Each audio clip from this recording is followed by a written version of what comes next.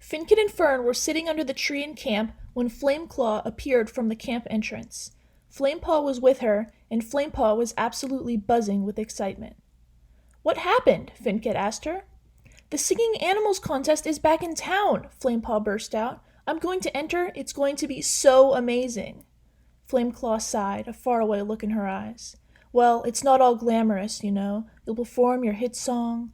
A flashback plays, and we hear, "I'm Flamepaw and I want to have fun." "Then you'll abandon the one you came to the show with in favor of the popular, skilled apprentice that you thought you loved." Flameclaw, as an apprentice, turned away from Hines as an apprentice and faces a black and white striped apprentice. She smiled. "And you'll have to run away eventually, though you didn't know it at the time."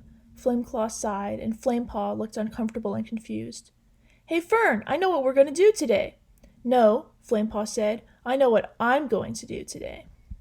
Perry approached Hines' building. He noticed something was off about it. It seemed to be in a slightly different place than normal, like something had shifted it. He slipped inside and tumbled into Hines' trap. He growled, thrashing and pulling at the ropes that entangled him. "Ah, Perry the Platypus! You're just in time to witness my takeover of Tigrio Town."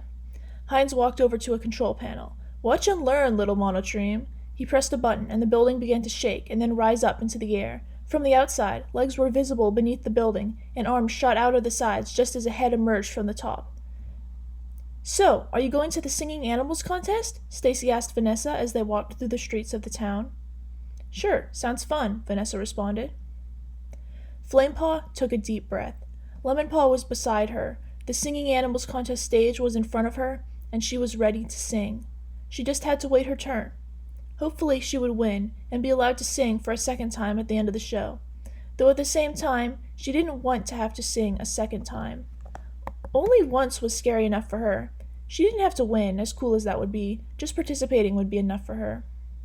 But then, just as the Lumberzaks left the stage, it was time for a particular band to sing. Just one more song before it was Flamepaw's turn. But when she saw who it was that was singing... "Hello, I'm Finkit and this is Fern, and we're gonna sing a song." Fern was holding an assortment of musical instruments, while Finkit was at the microphone. Flamepaw stumbled. "Whoa! Flamepaw, are you okay?" Lemonpaw surged forwards to steady her. I have to go." Flamepaw spun around and ran. Curse Finkit and Fern! Why did her brothers have to ruin this for her? This was supposed to be her special day. She was going to sing the classic song, "I'm Flamepaw and I want to have fun." But now she couldn't. She couldn't follow her brothers onto the stage, even as they left. Everything was ruined. "We're going to that cursed Singing Animals contest," Hines crowed. "Let me tell you about what happened to me so long ago. You see, I was but an apprentice, when a beautiful Molly asked me out to see the Singing Animals contest. She performed on stage, but then, instead of coming to me, she dove into the arms of... Well, he's a nice guy, really, I like him, but how could she choose him over me? I was the one she went to the show with. I was the one she asked out. It makes sense that she would choose him over me, I suppose, given my hideous appearance and his handsome one, but still, it broke my heart, and so I will break hers, by destroying the Singing Animals contest she loved so much." Perry growled again, slicing at the ropes holding him with his claws. "Flamepaw! Flamepaw!" Lemonpaw called out, searching through the woods. He heard a sniffling coming from behind a nearby tree. He rounded the corner and saw her lying there. "Flamepaw, what's wrong?" "They ruined it!" Flamepaw cried. "How am I supposed to sing when my brothers are up there? They're not even supposed to leave camp without an apprentice to shadow." "I think they had Gingerpaw with them," Lemonpaw pointed out. Flamepaw just sobbed harder. "Gingerpaw! That's just great!"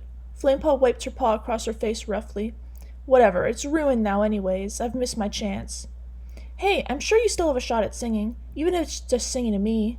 Lemonpaw looked down, blushing. "You shouldn't give up on your dreams just because your brothers were there." You're right. I need to go back." Flamepaw leapt up. She looked around wildly. "Which way was it?" "This way," Lemonpaw said, and he led the way back through the trees towards the town.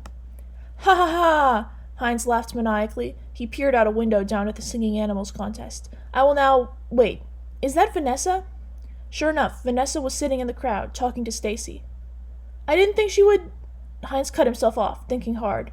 Just then, Perry broke free of his ropes and hurtled towards Hines. Hey, stop it! I was just about to turn around anyways." Perry stopped and looked at Hines with confusion. "I can't attack the show with my daughter there. This scheme was just a waste of time, I suppose." Hines directed his building robot to go back to his land. It walked away, and Perry, confused still, jumped out a window and landed in the crowd at the singing animals contest. "Oh, there you are, Perry," Stacy said, looking at him sideways. Perry chattered and then hurried away before Vanessa noticed him. Flamepaw walked back towards the stage just as the announcer called out, "And now for the winners of the Singing Animals contest, Finkit and the Fern Tones." Flamepaw stopped walking. Shoot, she had missed her chance. But then Finkit noticed her in the crowd. "Hey, Flamepaw," he called out, "get up here and sing with us." Confused but happy, she complied. Then they started singing. "Bow chicka wow wow, that's what my kitten says, mow mow mow, and my heart starts pumping, chicka chicka choo wah. Never gonna stop, gitchy goo, means that I love you. My kitten's got her own way of talking. Whenever she says something sweet, she knows it's my world she's a rockin'. But my vocabulary's incomplete, do do do do do do. And though it may sound confusing, sometimes I wish she'd give it to me straight. But I never feel like I'm losing when I take the time to translate. Here's what I'm talking about. Bow chicka wow wow. That's what my kitten says. Mow mow mow. And my heart starts pumping. Chicka chicka choo wah. Never gonna stop. Gitchy goo means that I love you. Well, I don't know what to do. But I think I'm getting through. Cause when I say I love you, she says I gitchy goo you too. Gitchy goo you too. Don't need a dictionary, bow chicka bow wow. That's what my kitten says, mow mow mow, and my heart starts pumping, chicka choo wah. Never gonna stop, gitchy goo means that I love you. Gitchy goo means that I love you. Gitchy goo means that I love you. Kitten, kitty. Kitty. Gitchy goo means that I love you.